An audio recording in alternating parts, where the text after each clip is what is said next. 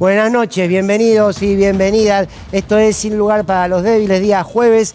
Bueno, esta pregunta que charlábamos con Pablo recién, que la discutíamos con el equipo de Sin Lugar para los Débiles y que nos preguntábamos eso, ¿no? ¿Hasta cuándo? No hasta cuándo, porque de eso nadie sabe, porque tampoco queremos utilizarlo como una lógica de empujar, porque sí, no. Pero sí quiero proponerles pensar el hasta dónde. Hay una frase que me dijo uno de los compañeros del equipo, que es, che, ¿vieron que se borró el horizonte?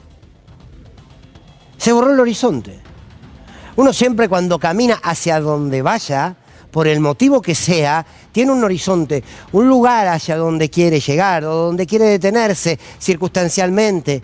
O puede ser el objetivo de su vida o un objetivo pequeño dentro de su vida, pero hay un hasta dónde ir, hacia dónde ir. Y hoy no le podemos encontrar, por lo menos quien les habla, respuesta a esa pregunta. Por eso quiero simplemente proponerles un manojo de ideas. ¿Hasta dónde va este gobierno? ¿Y a costa de qué? ¿Hoy lo vieron a Milei? ¿Hoy lo escucharon? Seguramente sintieron algo de lo que le dijo Pablo Dugan recién, que es el sentimiento de todos y de todas, que este sentimiento de decir, che, no puede ser. No puede ser que se exprese como se expresa. No puede ser que la investidura presidencial esté tan manchada con casi un personaje circense que hace el presidente a cuanto lugar pueda viajar.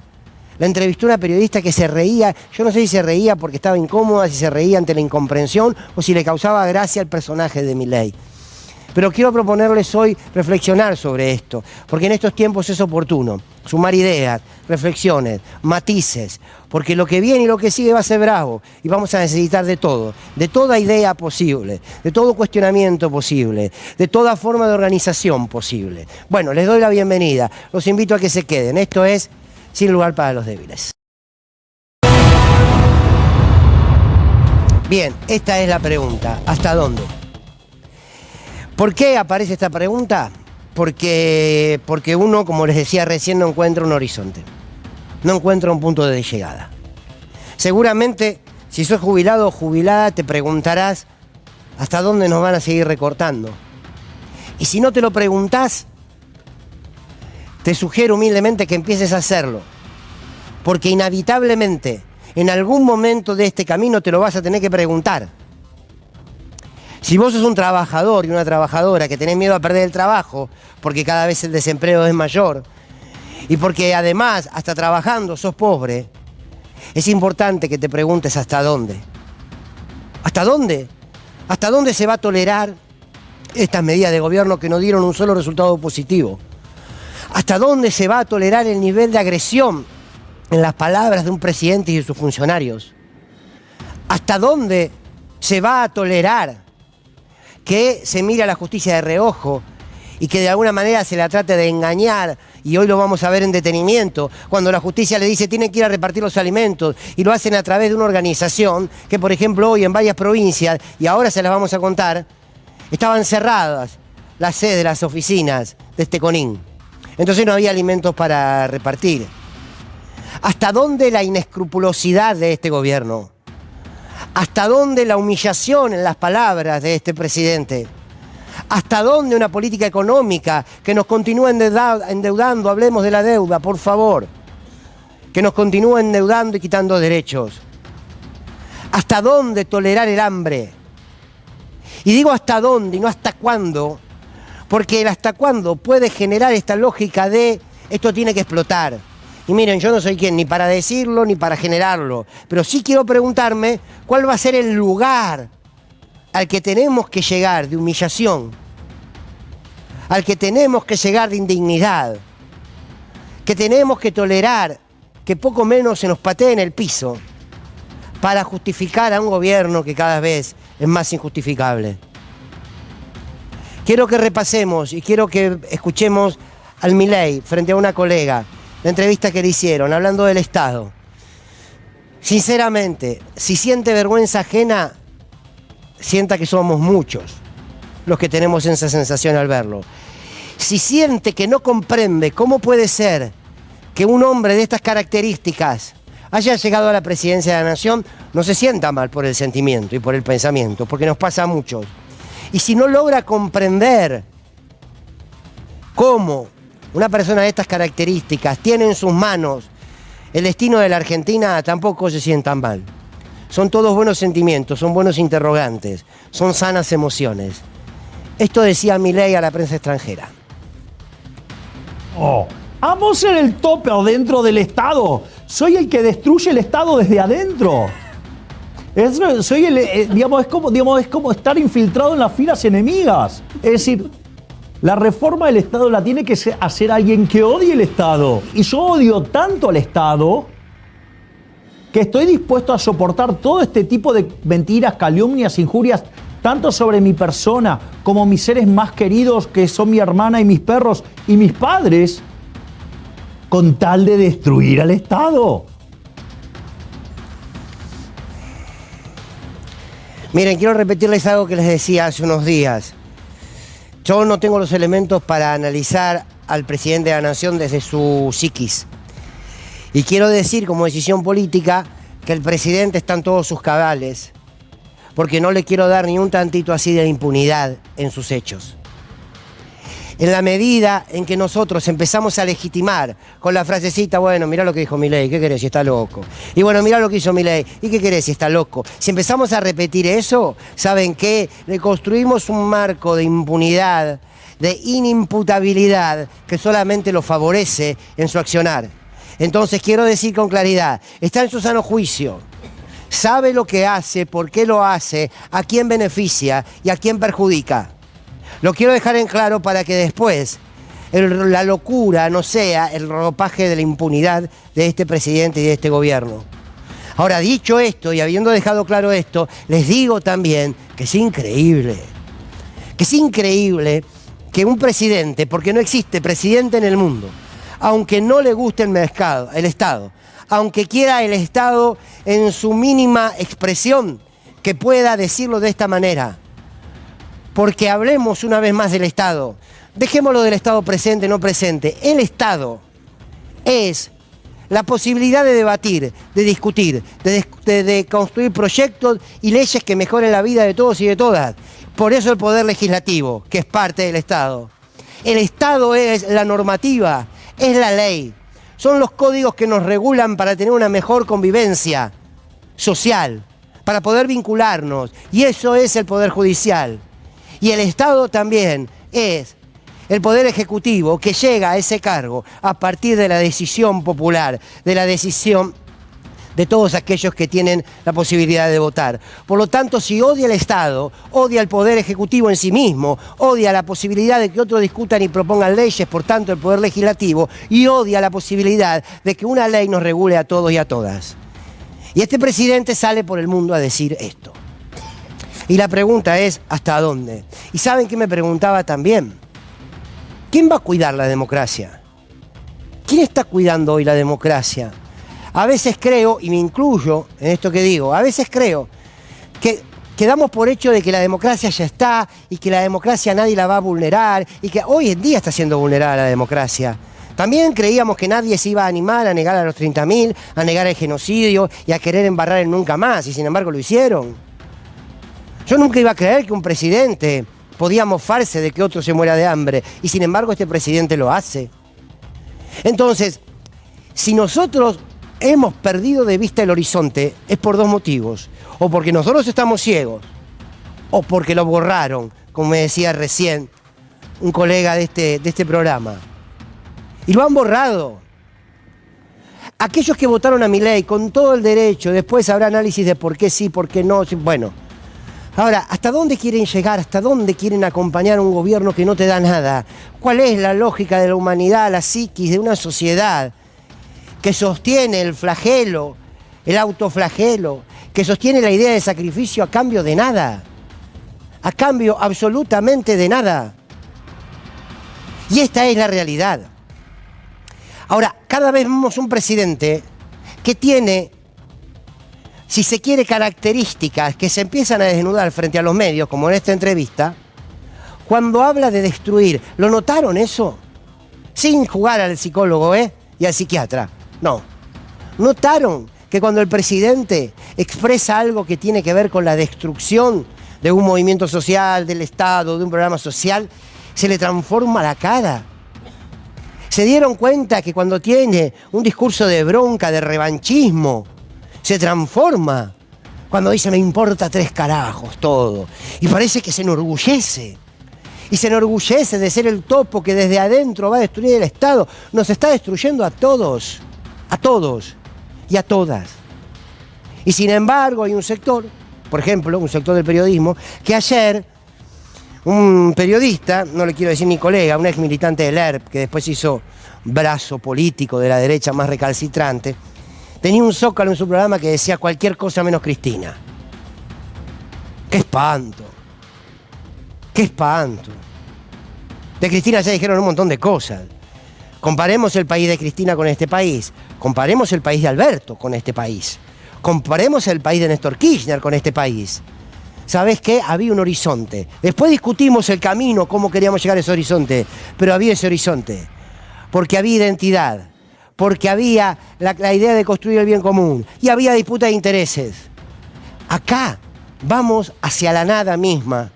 Y esto puede terminar mal. Porque estamos frente a un presidente que además se está quedando cada vez más solo. Y cuando se está solo, uno se empieza a chocar con las paredes, ¿eh? Y si se es capaz de decir esto a los 6 meses, no me quiero imaginar lo que puede pasar de aquí a un año. ¿Hasta dónde la tolerancia? ¿Hasta dónde vamos a dejar que tiren 40 años de democracia? Porque la democracia son derechos, porque la democracia son posibilidades, porque la democracia son garantía de oportunidades, porque la democracia es una libertad basada en la educación, en la salud, en la vivienda, en el trabajo. Todo eso que es la democracia, este gobierno lo está destruyendo. Pero parece que no importa, porque en nombre de la democracia hay que permitir la destrucción. Quizás los que estemos locos somos nosotros, si seguimos sosteniendo a una democracia que no hace otra cosa que amputarnos todos los días. ¿Hasta dónde? Es bueno tenerlo como pregunta. Bienvenidos y bienvenidas, esto es Sin Lugar para los Débiles. Bueno, muy buenas noches.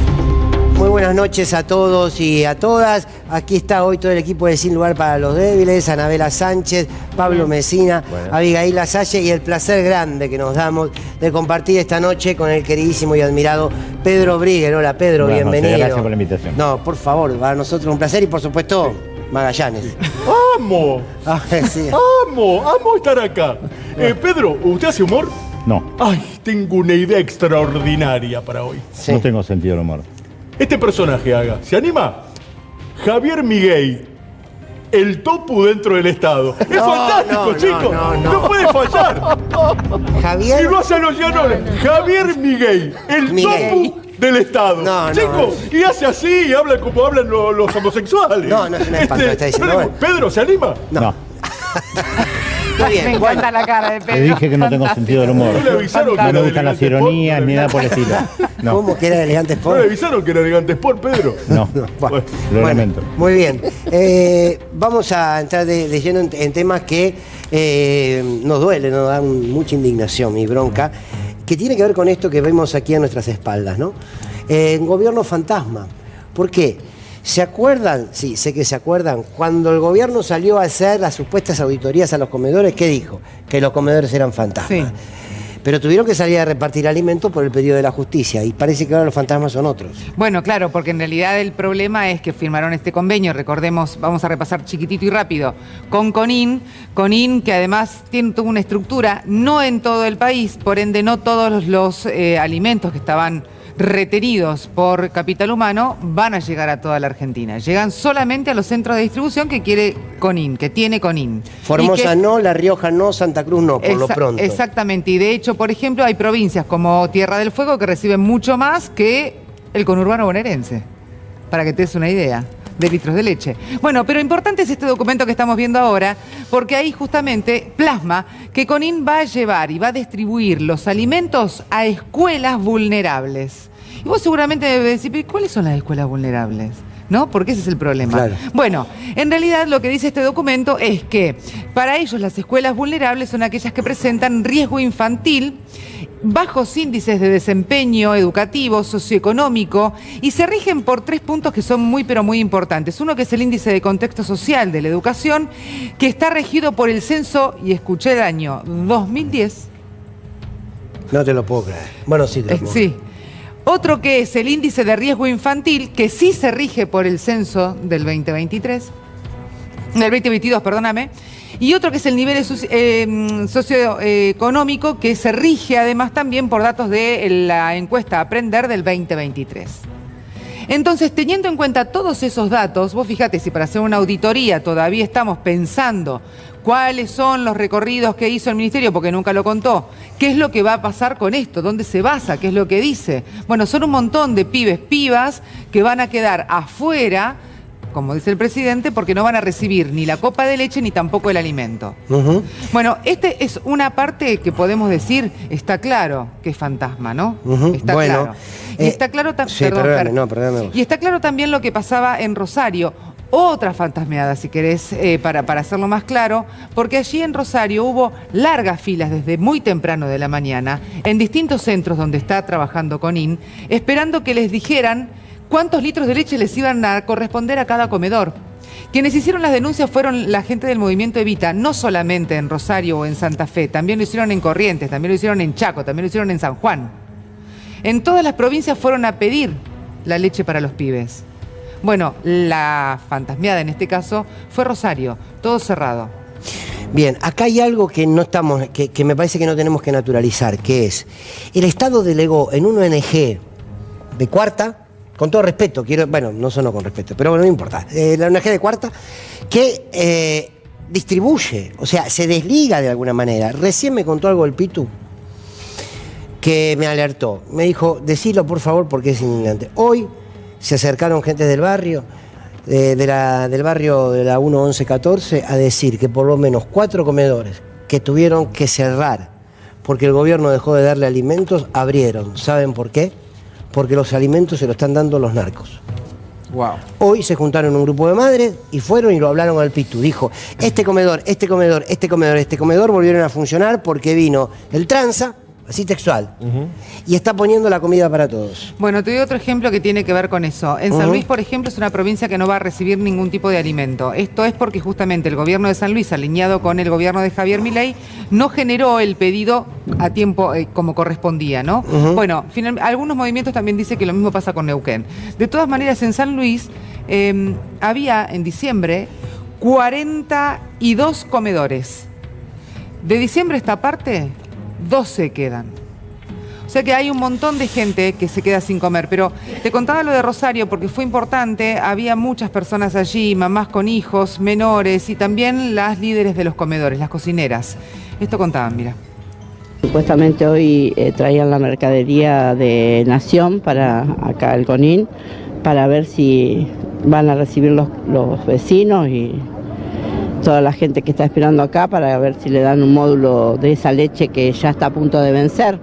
Yo tengo un comedor que funciona, antes funcionaba 2 veces por semana la comida, ahora una sola vez porque no tenemos nada. Desde diciembre que Nación no manda nada.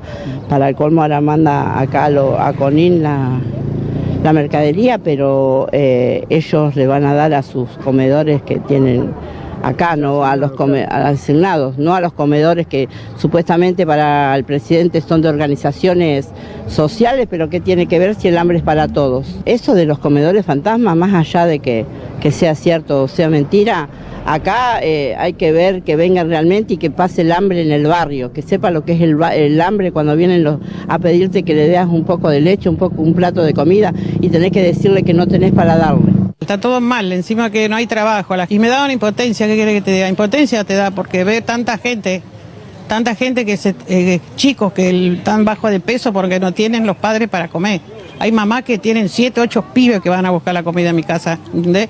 Y no es así, vos habiendo tanto. ¿Por qué lo que están haciendo eso? ¿Por qué juegan con el hambre de la gente?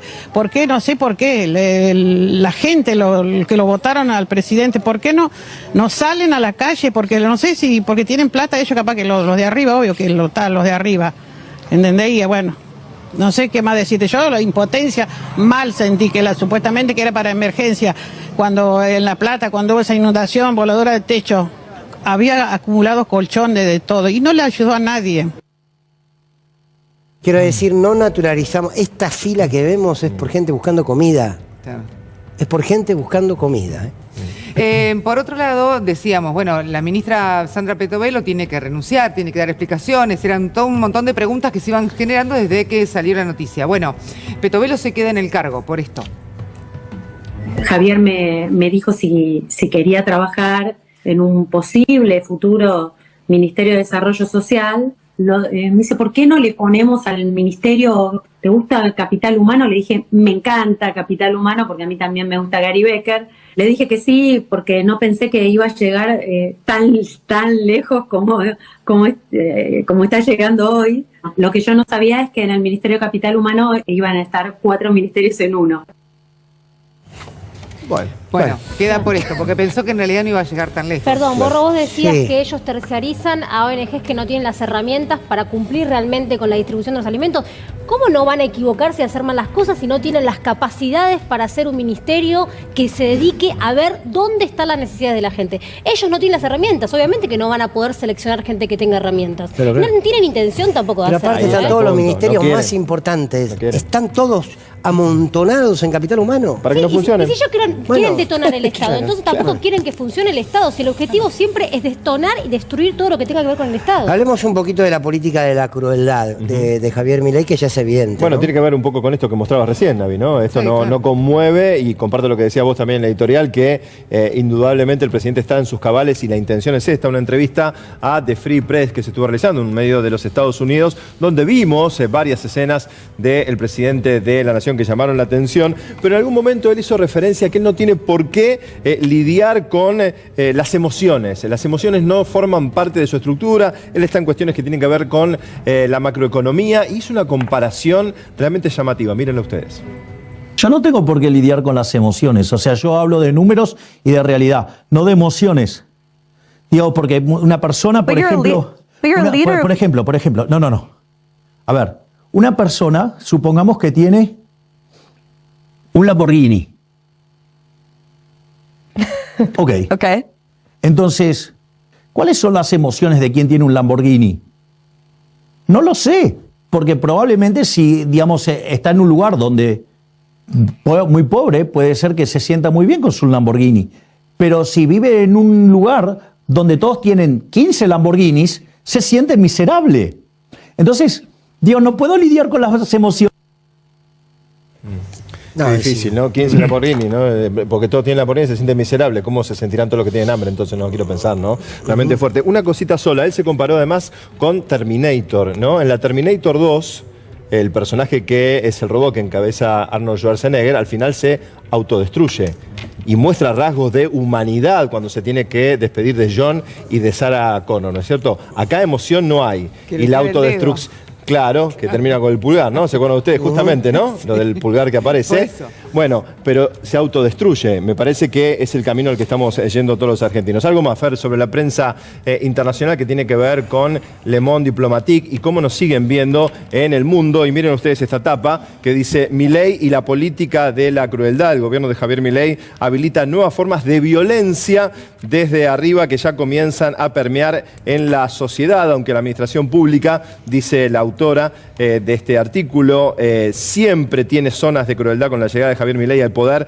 ha adquirido otro cariz. Lejos de recurrir a la política para limitar o postergar la violencia, el gobierno reivindica y además fomenta. Lo dijo Verónica Gago en un artículo que se ha publicado y que es tapa. Bien, el gobierno reivindica y fomenta la violencia. Y uno ve esa violencia en medidas políticas. Uno ve esa violencia cuando hay hambre, claramente. Claro. Esa violencia cuando el Estado se reduce. Pero también esa violencia genera en la sociedad hechos donde está legitimado dañar ofender y hasta matar. Claro, no es gratis el discurso de odio llega a permear en la sociedad, como dice el artículo de Le Monde, y lo vemos claramente en cosas que suceden, como por ejemplo, hoy se cumple un mes del lesbicidio de Barracas. Recordemos que esta semana fue la justicia la que no puso lo que es el término lesbicidio dentro del asesinato de estas 3 mujeres en Barracas. Ahí tenemos la información triple: lesbicidio de Barracas. La justicia no lo considera crimen de odio, de hecho, y el repudio general de todo lo que son las organizaciones tiene que ver con esto: cómo no se puede, cómo no se llama desde la justicia con el término que corresponde, que es un lesbicidio. El tipo las amenazaba todo el tiempo, las hostigaba por ser mujeres lesbianas que vivían juntas. Recordemos que asesinó a 3 mujeres. Bueno, esto fue la información de la justicia en esta semana. Hoy se cumple un mes de este crimen atroz. Ahora bien, no es el único, no es aislado. Recordemos también que en las últimas horas conocimos el caso de un joven de Avellaneda, que fue encontrado con un arsenal de material de odio a las comunidades LGTBI+.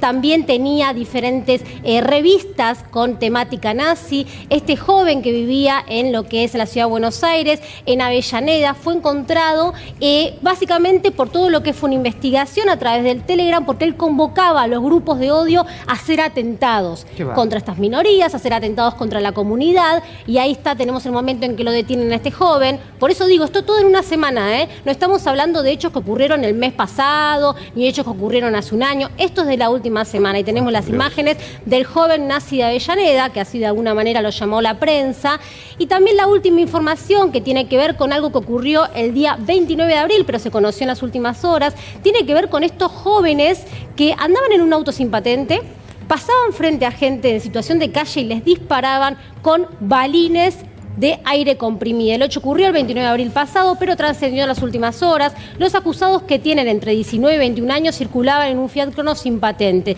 Ellos dijeron que eran libertarios y un montón de cosas más. Ahí tenemos la información de estos jóvenes, que lo que podemos resumirlo en lo que muchas veces en este programa hemos hablado: el odio al pobre llamado aporofobia. Adorni, los primeros días de mayo, cuando se conoce justamente lo del lesbicidio, él dice en la conferencia de prensa que no le gustaría llamarlo así, que de hecho desconoce la palabra femicidio, y además también uno de los diputados de la Libertad Avanza de Formosa, Paul Troni, también dice lo mismo, que para él son homicidios. Bueno, la justicia de alguna manera también falló de esa forma. Y déjame una última cosita, Borro, que tiene que ver con lo último que mostrábamos sobre estos jóvenes que directamente fueron y atentaron contra personas en situación de calle. Siempre es lindo y está bueno recordar ese archivo de la creadora del término de la aporofobia, una escritora filósofa española, que decía lo siguiente con respecto a la denominación del término. En el año 2017 vinieron a España 81 millones de turistas. Los medios de comunicación dieron la noticia con auténtico entusiasmo, porque el turismo es el principal ingreso de nuestro país.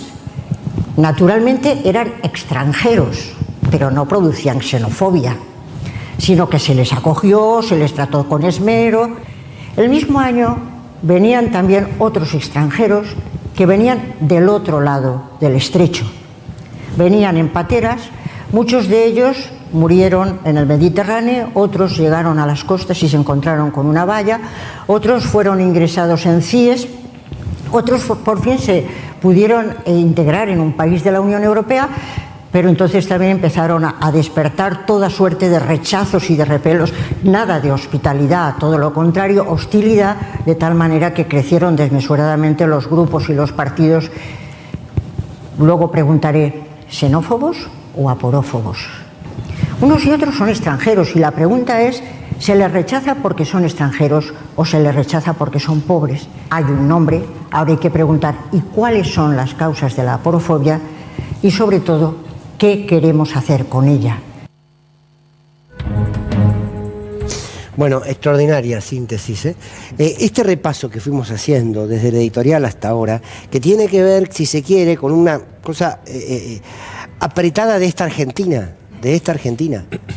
Quiero decir, de una Argentina en donde no podemos dejar de mostrar todos los días y cada vez más, lamentablemente, que hay filas de gente que tiene hambre.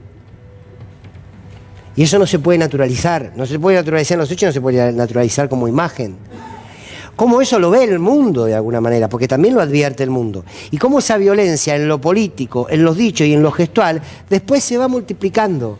Y esta es, si se quiere, la Argentina que uno se pregunta, nos preguntábamos al principio, el hasta dónde. Increíblemente lo de hasta dónde fue una idea suya, Magallanes, no lo puedo creer. Sí, ¿Qué trajo? ¿Qué tiene? Porque yo concibo la política como un espectáculo, pero le quiero decir algo. Ninguno de ustedes, sabiondos de la política, toma conciencia, toma noción del fenómeno mundial que estamos viviendo. Ah, sí, es un fenómeno. ¿Ustedes se dieron cuenta que tenemos de presidente a un viajero del tiempo? Sí, él lo dijo. Entonces, cuando tomo conciencia yo de que mis compañeros dicen, no, porque los comedores, porque Petovelo, este muchacho navega por las arenas de la inmensidad, por las arenas de la eternidad, y mire los huevos que tiene el presidente, que no se quedó en el futuro, regresó para salvar. Pero no lo digo yo, lo dice él mismo. ¿Lo vemos juntos? Lo que yo estoy alertando es que no hace falta que el mundo tenga que sufrir semejante debacle para escapar de las ideas del socialismo. Y una de las cosas que yo suelo decir, digamos, yo vengo de un futuro apocalíptico para evitarlo. Algo así como la historia de Terminator. Bueno, de hecho, Schwarzenegger es libertario. ¡Amo, boludo, amo! ¡Amo lo que nos está pasando! ¡Amo, te amo! ¡Javier, te amo! Viniste del tiempo y esto me llevó a mí como empresario del espectáculo. También. ¡Amo! A presentar una película extraordinaria que se va a estrenar hoy, jueves de cartelera. Una película. Les quiero presentar... Para la chica pochoclera. Sí, cita pochoclera, chicos. Chicas pochocleras, ¿viste? Después vamos todos a Cocodrilo. En mi Lamborghini. Dale.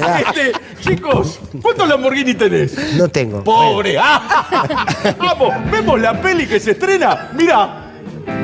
Hasta la vista, empleo. Hasta la vista, empleo. ¡Terminator! Hasta la vista, jubilaciones. ¡Es el estreno! Hasta la vista, empleo. Hasta la vista, salario. Hasta la vista, salario. Hasta la vista, jubilaciones. La parte que más me gusta de esta película es cuando viene un jubilado y le hace ¡pum! Dice, no vengas a reclamar nada. Pero no solo es Terminator el estreno. ¿Vieron que ahora este miércoles se vota en el Senado? Sí. No, se sesiona. Se sesiona, que es casi parecido. Pero puede haber una pesadilla en el Senado de la Nación. ¿En serio? ¿Conocen a Krueger? ¿A quién? A Krueger. A ver, no sé. Freddy Krueger. Invierno. El lugar más seguro se convierte en una pesadilla. Hola. ¿Hay alguien aquí? Cuando el sueño se convierte en su peor enemigo. Necesitamos terminar esto antes del amanecer.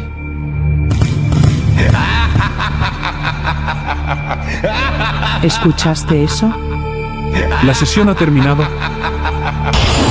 Este invierno, Freddy va por los sueños y por la ley.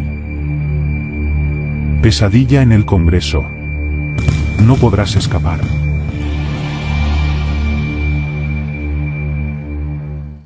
Con Freddy Krueger, chicos. No tenés a Freddy Krueger, el legislador que parece que iba para otro lado y terminó yendo para donde tiene que ir, para el lugar de la pesadilla. No se pierdan. La Argentina es un gran espectáculo que si uno tiene que comer, come pochoclo. Lo demás se mira de lejos. ¿Vas a venir al cine, Fer? Bueno, sí, si están estos estrenos, sí. No se lo podés perder. ¡Amo! ¡Amo!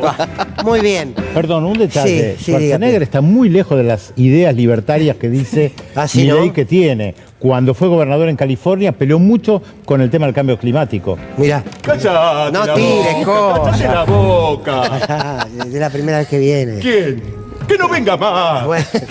Vení al cine. Ya le dije que no me gusta el humor. Bueno, muy bien. Bueno, a ver, un título, pero un título de verdad. Te Se conocemos. reunió, Un sí. título que quiero ir a Pedro Se Briguer. reunió el gobernador de Neuquén hace muy poquitas horas con Sí. francos y ahí obviamente también hay otra senadora que había negociado el voto por una embajada. Ujú. Bueno, finalmente el gobernador parece que dio de baja la embajada porque en general lo que quiere es que esta ley participen todos los senadores. ¿Por qué? Porque la provincia lo necesita. Entonces no porque la embajada le toque a la senadora. Claro. Entonces le pidió a Francos, no hay embajada para la senadora, se termina esa negociación, vamos a tratar la ley de bases como corresponde. Buah. Muy bien, bueno, vamos a meternos de lleno con un tema, bueno, que lo venimos tratando hace mucho, que tiene que ver con lo que está sucediendo en la Franja de Gaza, Pedro, pero también en el marco de un día o unos días históricos para esa región, ¿no?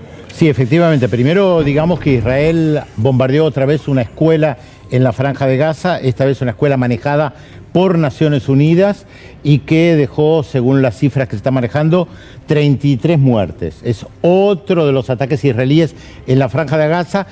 Ha habido tantos ataques que motivó un cambio en la postura de los Estados Unidos. Estados Unidos estaba apoyando de manera casi incondicional al gobierno de Benjamín Netanyahu y ahora está presentando casi un plan de paz para la Franja de Gaza, que incluye primero el alto el fuego, algo que Israel no quiere de ninguna manera, que además Javier Milei en más de una oportunidad dijo que apoyaba de manera incondicional a Israel y que Israel no estaba cometiendo excesos en la Franja de Gaza. Pues bien, ahora Milei cambió de postura, se alineó con Estados Unidos en un comunicado que salió hace unas horas nada más, donde se pide el alto el fuego. Israel no quiere esto. Ahora vos me decís, ¿y el marco de esto? ¿Cómo se puede comprender? 6 de junio, ayer 5 de junio, para el Medio Oriente es una fecha importante porque el 5 de junio de 1967 comenzó una guerra en el Medio Oriente donde Israel ocupó los territorios conocidos como la Franja de Gaza y Cisjordania. Creo que tenemos unos mapas que tal vez podemos... Vamos a verlos. No sé si... ¿Voy al mapa o lo miramos desde acá? Acá tenemos el mapa. ¿Qué es lo que vemos ahí? Donde dice Israel en blanco, sí, es el territorio que Naciones Unidas reconoce formalmente como el Estado de Israel. Vamos al mapa, lo mostramos directamente, pero sí, yo creo que se lo ve claramente. Nos ponemos uno de cada lado y lo vamos a empezar a mostrar. Vamos a tratar de no confundirse lo más breve posible. Esto es el Estado de Israel, fronteras reconocidas por Naciones Unidas. Este territorio es conocido como Cisjordania, hasta 1967 era parte de Jordania. En el 67 Israel lo ocupa y hasta el día de hoy, ¿te acuerdas del Pac-Man? Sí. Israel avanza como un Pac-Man y se va comiendo este territorio. Aunque Naciones Unidas en 1967, en una resolución muy famosa 242, dice que Israel se tiene que retirar de Cisjordania. Y la pequeña Franja de Gaza, hablamos mucho de Gaza, ¿cuánto tiene? 40, 50 kilómetros de largo por 10 de ancho, no más. Acá viven 2 millones de personas. Israel lo ocupa en 1967, se retira en el 2005. Tenemos otro mapa, ¿no? Que vamos a poder ver ahora, que tal vez nos va a ayudar. Esto es Cisjordania, el territorio donde Israel avanza como un Pac-Man y se come todo. ¿Qué es lo que estamos viendo? Ciudades árabes. Jenin, Tulkarem, Nablus, Ramallah, Jericó, la famosa Jericó, Belén, la famosa Belén, fundamental para los cristianos, Hebrón, Al-Jalil en árabe, conocida en inglés por lo general como Hebrón. Israel controla por completo esto. Naciones Unidas en el 67 le dijo que se tiene que retirar. Acá hay enfrentamientos todos los días. Israel dice que mata todo el tiempo terroristas. ¿Quiénes son los que están luchando en contra de Israel? Quienes se oponen a la ocupación. Hay resoluciones de Naciones Unidas de hace muchos años, de 1971, que dice que un pueblo que vive bajo ocupación puede luchar por todos los medios en contra de la ocupación. Ahora vos dirás, ¿pero no hay resistencia pacífica? Sí, los meten presos igual. Pacífica o violenta, quienes acá se oponen a la ocupación, los meten presos. En la Franja de Gaza, ahí la vemos, creo que tenemos otro mapita de la Franja de Gaza que también podemos ver. Fíjense, 41 kilómetros aproximadamente de este territorio salieron los palestinos que el 7 de octubre entraron en territorio israelí, mataron a civiles y militares, secuestraron a más de 100 personas que los tienen en la Franja de Gaza. ¿Qué dijo el primer ministro Benjamín Netanyahu?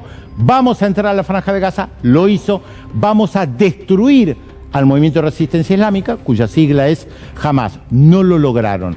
Hasta el día de hoy no lo lograron. Para peor, hay personas secuestradas, israelíes secuestrados.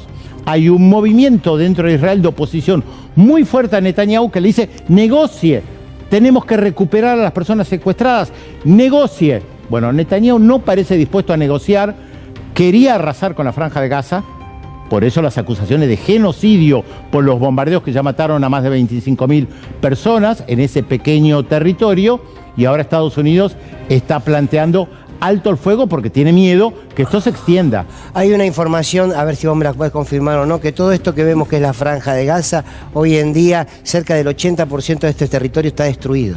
No se sabe exactamente cuánto, pero gran parte está destruido, efectivamente. A ver, Israel es una potencia militar.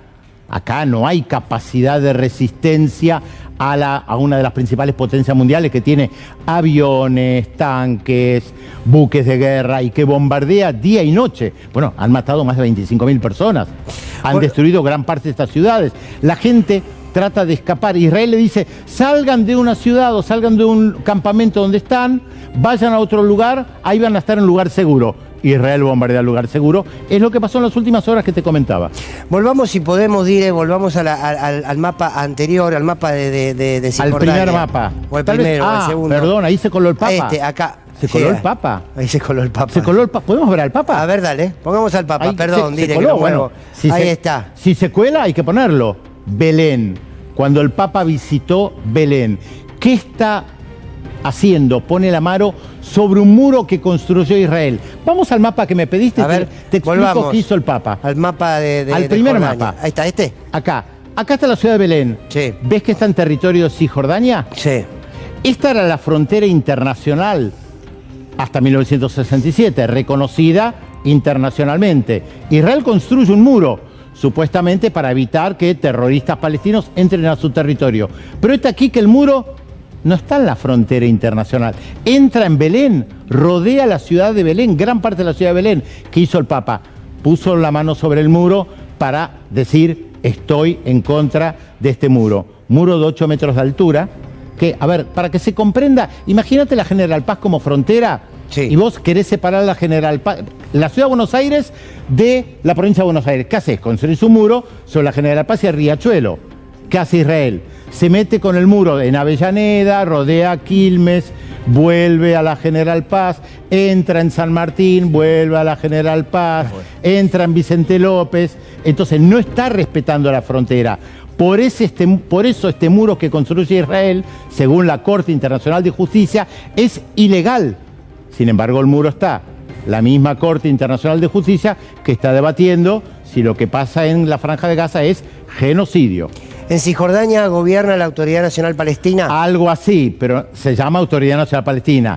Producto de los acuerdos de paz, llamados de Oslo, 1993, entre israelíes y palestinos. Fue fundamental ese acuerdo de paz que nunca terminó de implementarse. Y acá gobernaba, o gobierna Hamás. Ahí, cuando hubo elecciones, nos tenemos que ir a unos años atrás, hubo elecciones a la Autoridad Nacional Palestina, la OLP, la Organización para la Liberación Palestina de Arafat, ganó, hubo enfrentamientos internos violentos, la OLP, la Autoridad Nacional Palestina, termina gobernando en Cisjordania y Hamás en la Franja de Gaza. Pero un detalle, Israel ocupó esto en 1967.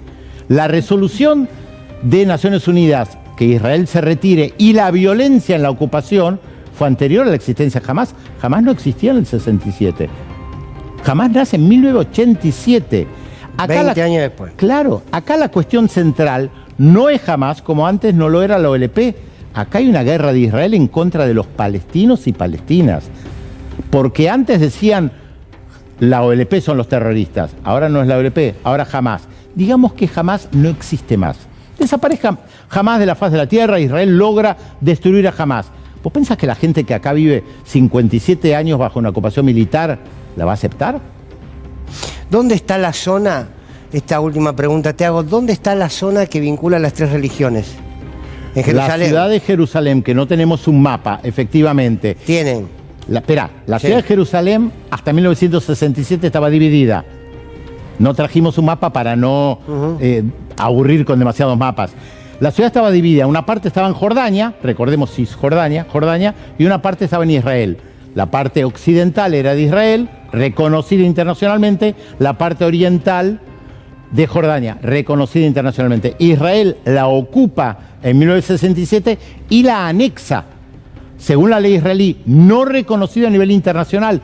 Por eso la inmensa mayoría de los países no tienen embajada en Jerusalén y la tiene en Tel Aviv, porque no reconoce la ocupación de la parte oriental de la ciudad. Que es donde Milei dijo, nosotros sí vamos a poner la embajada ahí. No en la parte oriental, sí en la parte occidental. En la parte occidental. Pero de todas maneras, la inmensa mayoría de los países, salvo Estados Unidos, Guatemala, Honduras, 2 o 3 países más, la inmensa mayoría no pone embajada en Jerusalén porque considera que la ocupación de la parte oriental de la ciudad es ilegal. Es ilegal según Naciones Unidas, ¿eh? Yo no hablo de lo que a mí me gustaría que fuere. No, perfecto, para mí el clarísimo. marco internacional de legalidad lo da siempre Naciones Unidas. Pedro Brigger, gracias por venirte y explicarnos con la claridad de siempre. Esto está pasando, nos vamos a sentar mientras, si te parece. Por supuesto, me parece muy bien. Esto es importante saberlo para entender dónde comienza el conflicto, que ayer, 5 de junio, pero de 1967, tenía, si se quiere, sus primeros pasos. Bueno, muy bien. Nos estamos despidiendo ya del programa, por supuesto, pero no queremos despedirnos sin recordar, sin abrazar y sin decir que será eterna esta mujer que vamos a ver ahora, Lita Boitano. La enorme Lita Boitano, ¿qué les puedo decir que no sepan? Una militante de los derechos humanos y una militante de la alegría en esa lucha.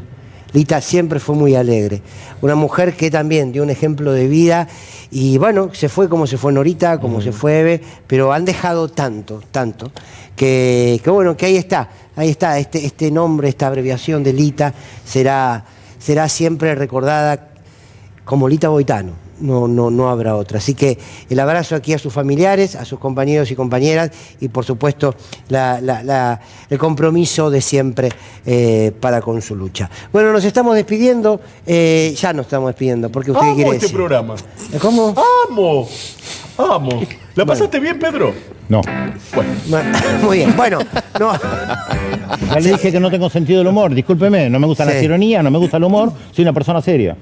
¿Sabe que vamos a terminar revolcado en el medio de la pista? No, bueno, nos vamos, nos encontramos el martes que viene. Gracias por acompañarnos toda esta semana, de verdad. Muchísimas gracias. El martes a las 11 de la noche todo indica que aquí estaremos, así que los y las esperamos. Chao, gracias. ¡Vamos!